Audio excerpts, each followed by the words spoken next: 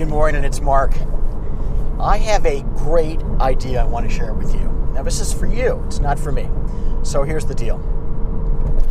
You're going to go into the business of providing free consulting.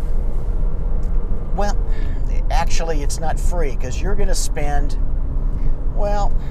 probably $50,000 to $100,000, depending on how sophisticated your internal operation is, on providing the free consulting. Now, you're providing that for nonprofits, although query whether they're actually nonprofits or just non-tax paying, and whether it should make any difference to the value you're providing, whether they're nonprofits or for-profits. But for the most part, these are nonprofits. And these are nonprofits that, tend to pay their CEOs pretty significant six-figure salaries, sometimes seven figures. So what am I talking about? Because chances are you've provided some of this free consulting, and chances are that you may be providing it again, maybe even soon, maybe even right now. I'm talking about responses to requests for proposals. Now, if a request for proposal is a legitimate proposal, an actual request for proposal in which you, your group, are a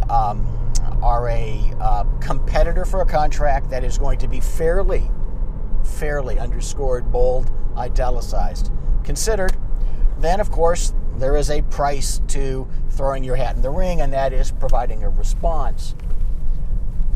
But if you're not going to be fairly considered, or if the deal was already done, in other words, either a weaponized RFP or another one of the faulty types of RFPs, you could go onto my blog and read more about RFPs.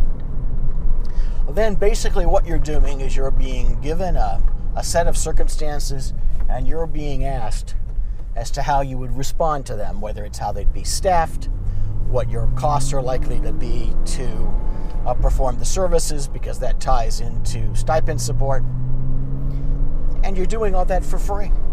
So again, I'm not telling you that every RFP is defective, although my experience is that many of them are outright fraud. Consider what the expense is for you to compete. Consider whether winning is really a win or whether it suffers from the winner's curse, like in an auction when you realize, oh my gosh, I paid far too much to win that vase for $500 when it was manufactured in China on a production line. It just looks like it was from 16th century France, because I've seen those too. Consider the costs. Consider whether, oh my God, there should be a charge for you to respond to the RFP. Maybe I'm kidding, maybe I'm not, but maybe it's something you should think about.